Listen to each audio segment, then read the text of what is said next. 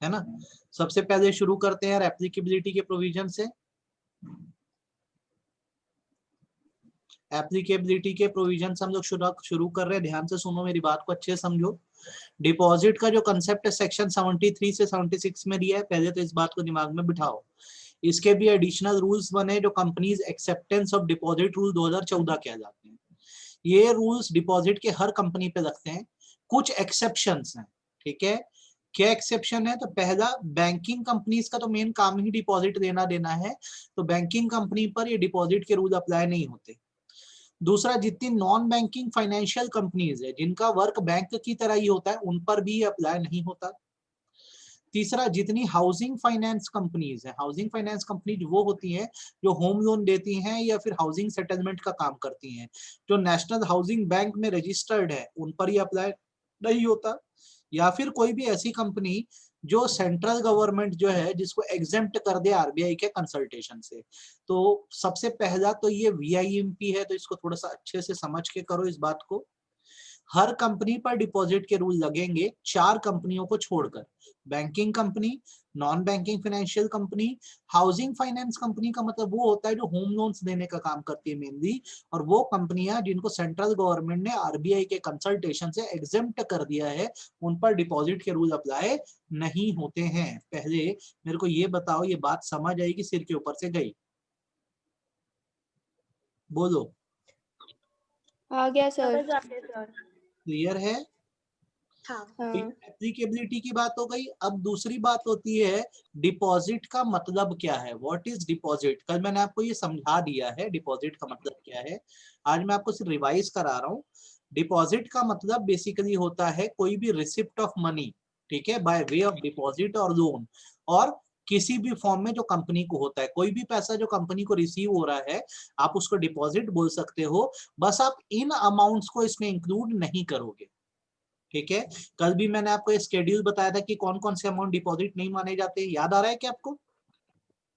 कल मैंने बताया था कुछ अमाउंट्स ऐसे होते हैं जो कंपनी लमसम रिसीव कर रही है पर उसको आप डिपॉजिट नहीं मान सकते। जैसे नंबर 1, कोई भी ऐसा अमाउंट जो सेंट्रल गवर्नमेंट या स्टेट गवर्नमेंट से आपको रिसीव हो रहा है, या फिर एक ऐसे सोर्स से रिसीव हो रहा है जो कहीं ना कहीं सेंट्रल गवर्नमेंट या स्टेट गवर्नमेंट से कनेक्टेड है, या लोकल अथॉरिटी से कोई पैसा रिसीव हो रहा है, या स्टैट्यूटरी अथॉरिटी, कुल मिला के गवर्नमेंट से रिसीव हो रहा है, ये ध्यान रखोगे, वर्ड तो सब याद हो जाएगा।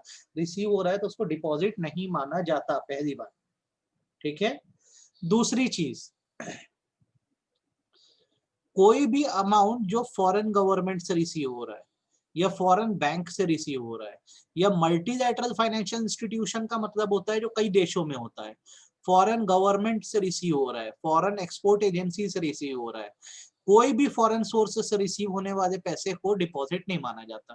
पहले बोलो, 2 पॉइंट समझ आए कि नहीं? सबसे पहला क्या हुआ, गवर्नमेंट से रिसीव्ड पैसा, और दूसरा क्या हुआ, फॉरेन से रिसीव्ड पैसा। ठीक है, ये क्वेश्चन आपको वीबीएस वैल्यू बेस में भी पूछता है कि भाई यहाँ से पैसा आया, बताओ डिपॉजिट की कैटेगरी में आएगा कि नहीं। और ये क्वेश्चन आपको डायरेक्ट क्वेश्चन भी पूछता है बेटा। डायरेक्ट क्वेश्चन आपको 7 नंबर का ये दे देता है कि बताओ कौन कौन सा अमाउंट है जो डिपॉजिट में नहीं आता है। समझ रहे हो मेरी बात को? तो हमको दोनों ही पॉइंट ऑफ व्यू से पढ़ना है। तो गवर्नमेंट से रिसीव्ड पैसा, फॉरेन सोर्स से रिसीव पैसा। तीसरी बात, कोई लोन फैसिलिटी।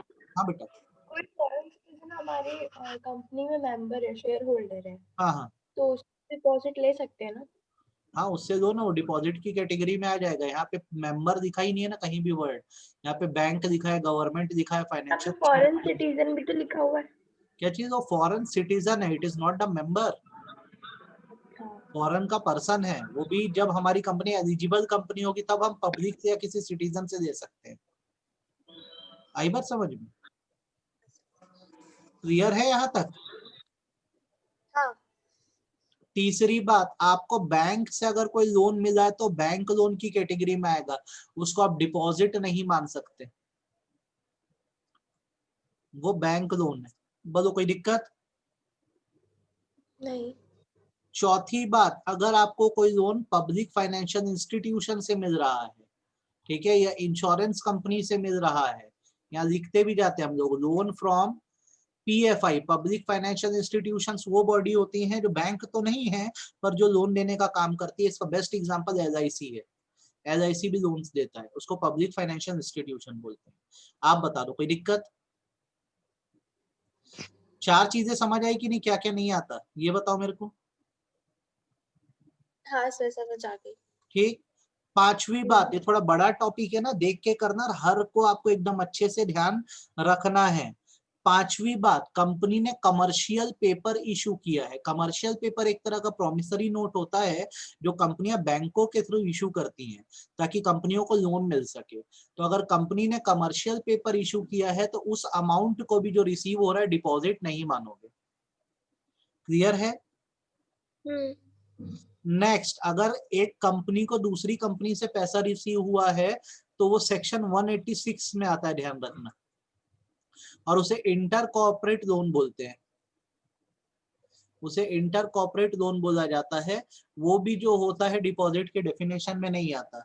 आप एक्सेप्शन लिस्ट पढ़ रहे हो, किन किन अमाउंट को डिपॉजिट नहीं मानते हैं? गवर्नमेंट से रिसीव पैसा, फॉरेन से रिसीव पैसा, बैंक लोन्स को, ठीक है, फाइनेंशियल इंस्टीट्यूशन से रिसीव्ड लोन को, कमर्शियल पेपर से आया पैसा, इंटर कॉर्पोरेट लोन जब एक कंपनी ने दूसरी कंपनी को लोन दिया। आप बताओ इतना क्लियर है?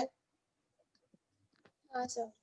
सातवां, ध्यान से सुनना, अच्छे से समझना, कोई ऐसा अमाउंट जो शेयर खरीदने से कंपनी को रिसीव हुआ है, डैश मार के लिखते हैं शेयर सब्सक्रिप्शन। तो शेयर का रिसीव्ड पैसा है ना, उसको डिपॉजिट मान सकते हो क्या?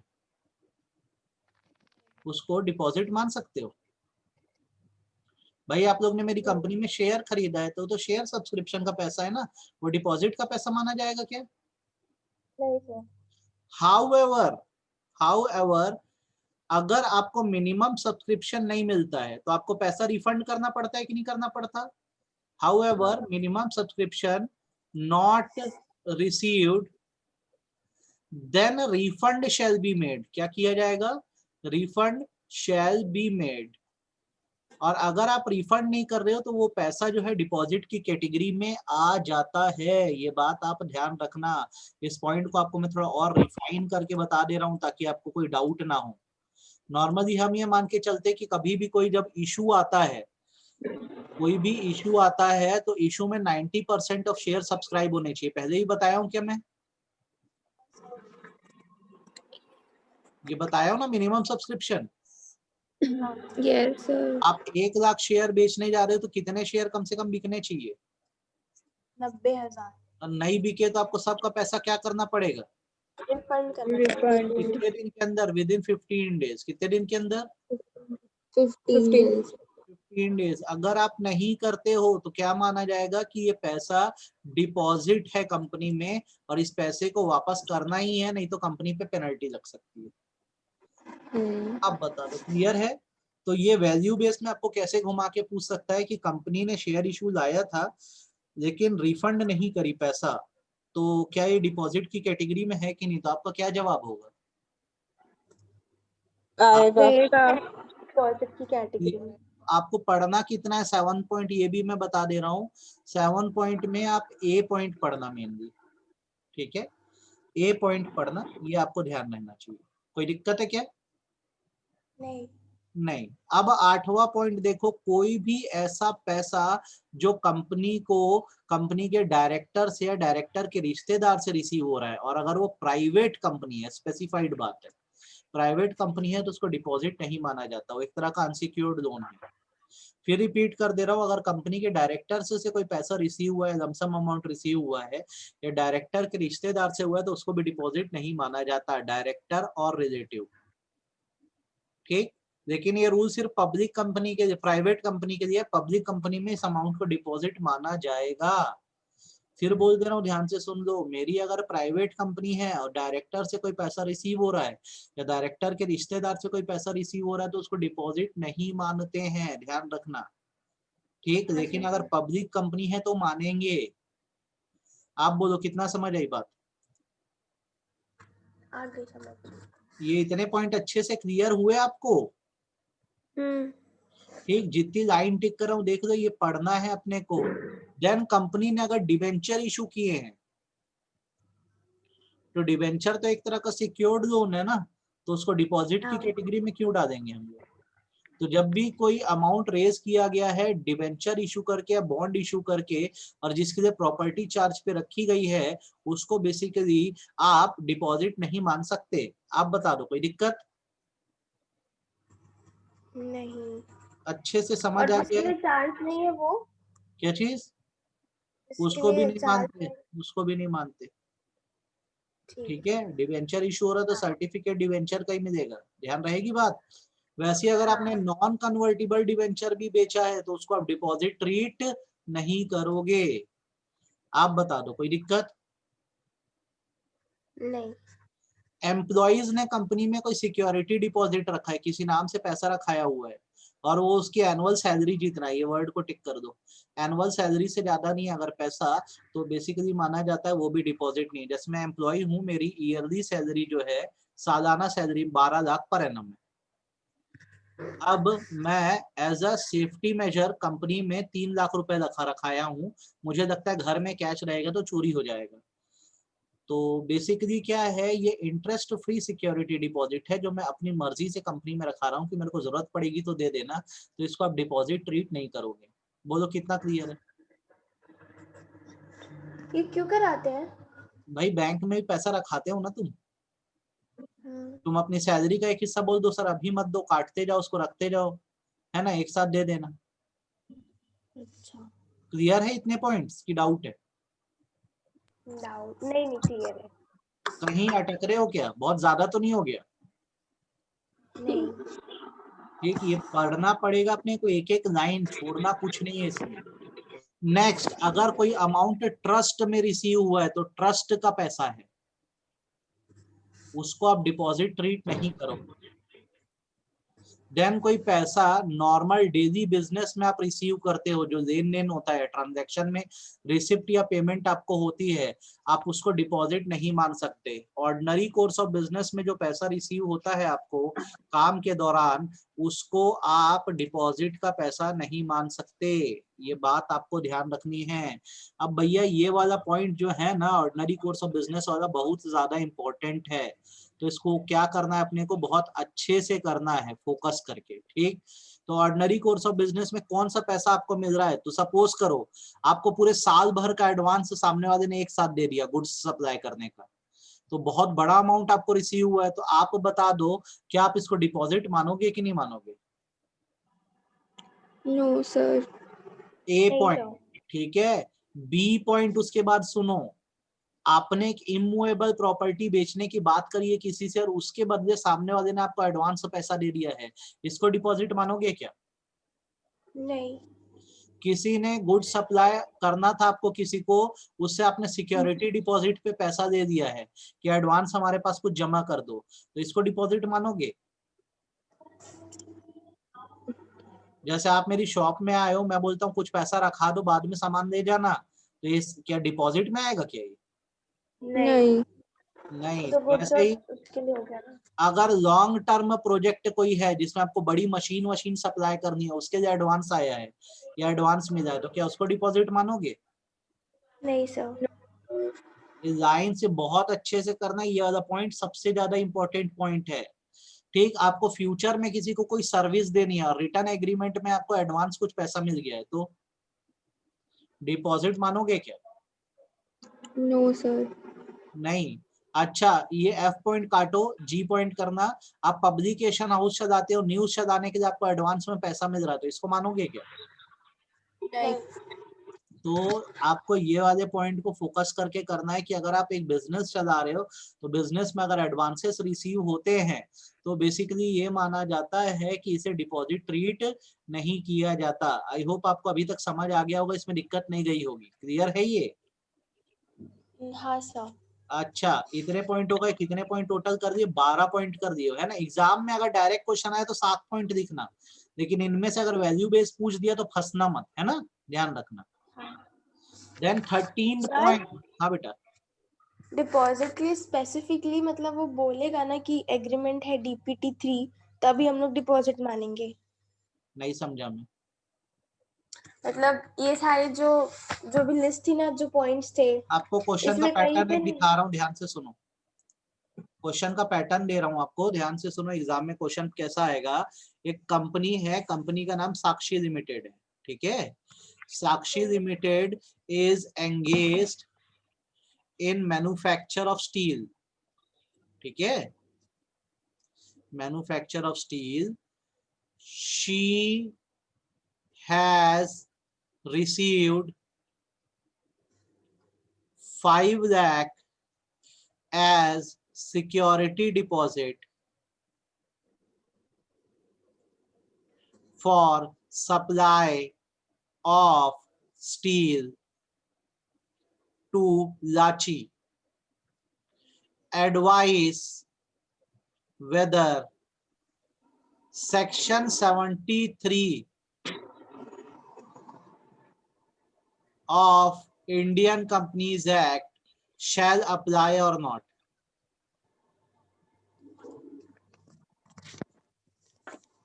क्वेश्चन समझ आया कि नहीं, पहले तो ये बता दो। हाँ सर। Yes sir. क्या आंसर होगा इसका? कि इसको डिपॉजिट नहीं मानेंगे। डिपॉजिट है वो सिर्फ उसके लिए हो रहा है, supply of goods and services के लिए। तो इसका आंसर हम कैसे लिखेंगे? तो इसका आंसर हम इस तरह से लिखेंगे कि according to exception given under section 73, deposit का सेक्शन है, of Indian companies act 2013, any security deposit received in lieu of supply of goods shall not be termed as deposit. हो गया? एक लाइन छोड़ के, in the present case, present case मतलब कौन सा केस? ये case the company, Sakshi limited मत लिखना, क्या लिखना? The company has received security deposit for supply of steel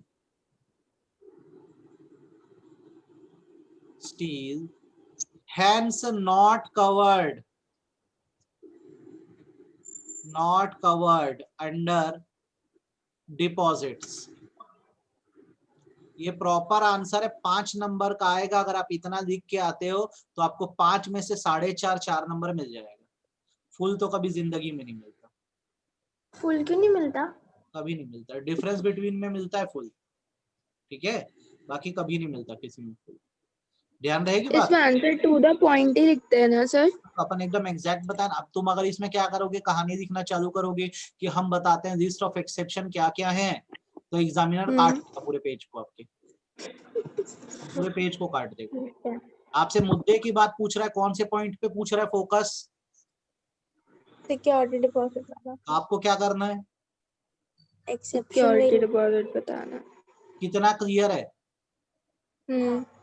अच्छे से पैटर्न समझ आया? Yes sir. ऐसा इसकी अभी बहुत प्रैक्टिस अपने को करनी है, लेकिन एक बार आप थोड़ा सा सब्सटेंशियल पोर्शन तो कंप्लीट करो, है ना? समझ रहे हो मेरी बात को?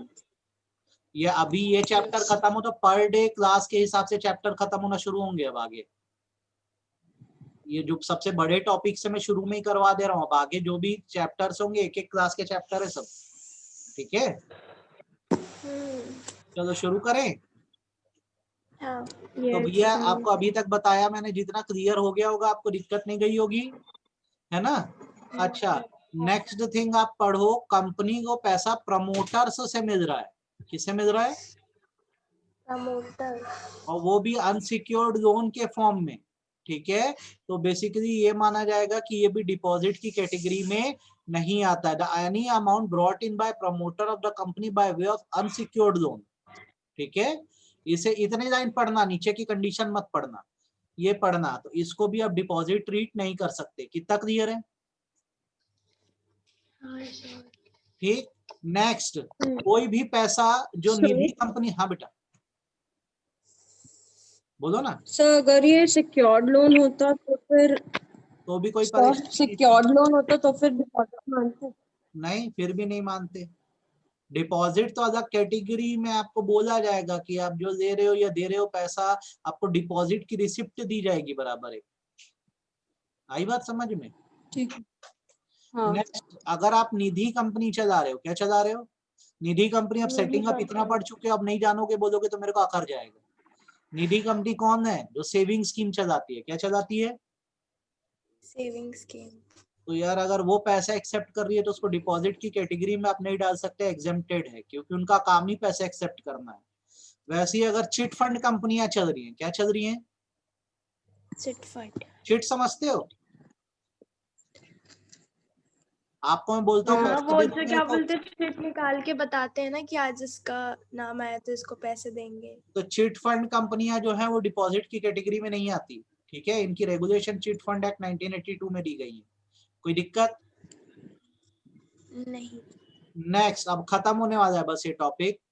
नेक्स्ट, कोई भी अमाउंट जो कलेक्टिव इन्वेस्टमेंट स्कीम में रिसीव हुआ है, कलेक्टिव इन्वेस्टमेंट स्कीम मतलब म्यूचुअल फंड से अगर कोई पैसा रिसीव हुआ है तो उसको आप डिपॉजिट नहीं मान सकते। यहाँ पे हम लिखना भूल गए सारी चीज। यहाँ पे हम क्या लिखते हैं? Promoter loan, head point. इसकी रिकॉर्डिंग चाहिए कि तुम लोग को?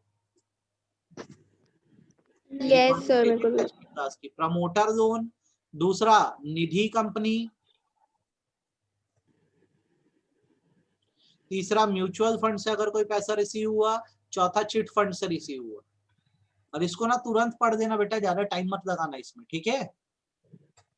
सर, हाँ बेटा। म्यूचुअल फंड बहुत अलग वो है क्या? मतलब हर जगह से वो हट जाती है या फिर इतने सारे उसको एग्जेम्पशंस मिलते हैं? म्यूचुअल फंड बेटा सिर्फ एक मीडियम है जो सेबी में रजिस्टर्ड है। एक ऐसा मीडियम है जो जनता से पैसा लेता है और उस पैसे को कहीं भी लगा सकता है। इसको फुल फ्रीडम दिया गया है। ठीक है, ये अपने आप में खुद एक एंटिटी है।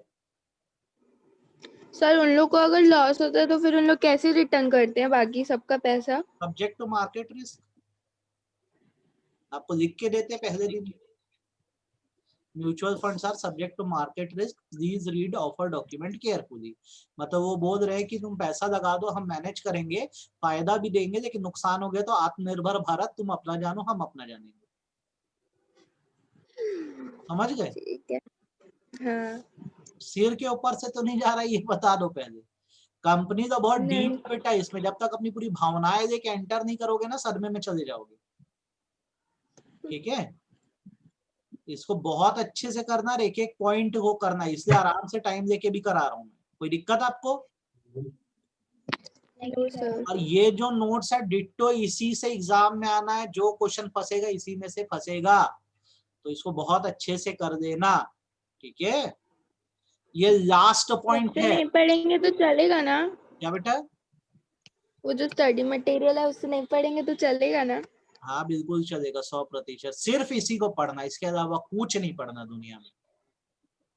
मैं ठीक जो है नोट्स सर। दे रहा हूँ ना, सिर्फ यही पढ़ना, 100% बोल रहा हूँ, इसी में से ही आएगा। ठीक है, चाहे वो जूरीज में हो, चाहे सेटिंग अप में हो, चाहे इसमें हो। ठीक है, हाँ। अब आखिरी पॉइंट, अगर एक स्टार्टअप कंपनी है, उसको कहीं से भी 25 लाख रुपए उससे ज्यादा रिसीव हुआ है, कितना रिसीव हुआ है, ज्यादा। उसको डिपॉजिट नहीं मानते। एक स्टार्टअप कंपनी, आप जानते हो स्टार्टअप कंपनी क्या है? बोलो बोलो बोलो बोलो। जो न्यूली कितने साल होते हैं? वाले क्राइटेरिया मानेंगे पहले जो 5 था, अब ये कितना हो गया है? 10 साल। 10।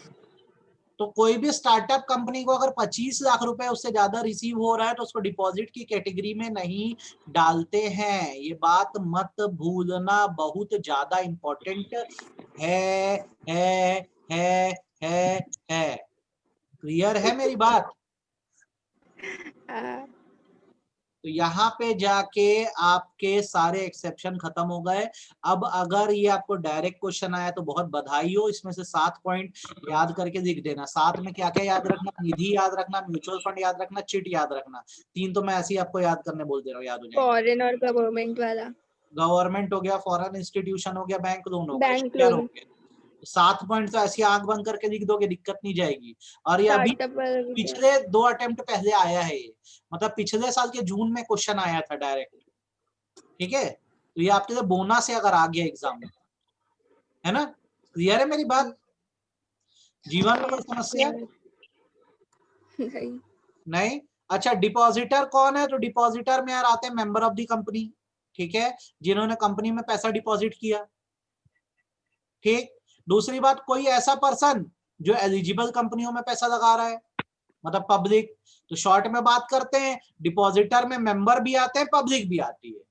पर किसको पैसा देंगे? तो जो मेंबर है वो प्राइवेट कंपनी और अदर कंपनीज को, अदर मतलब पब्लिक कंपनीज को दे सकता है। और अगर जनता से पैसा लेना है तो आपकी कंपनी को क्या होना चाहिए? एलिजिबल, क्या होता है एलिजिबल का मतलब? जिसका paid up capital paid up 8 capital crore word से यूज जिसका नेटवर्थ नेट 100 करोड़ से ज्यादा हो और टर्नओवर 500 करोड़ से। 100 करोड़। 100 करोड़ नेटवर्थ 100 करोड़ था शायद।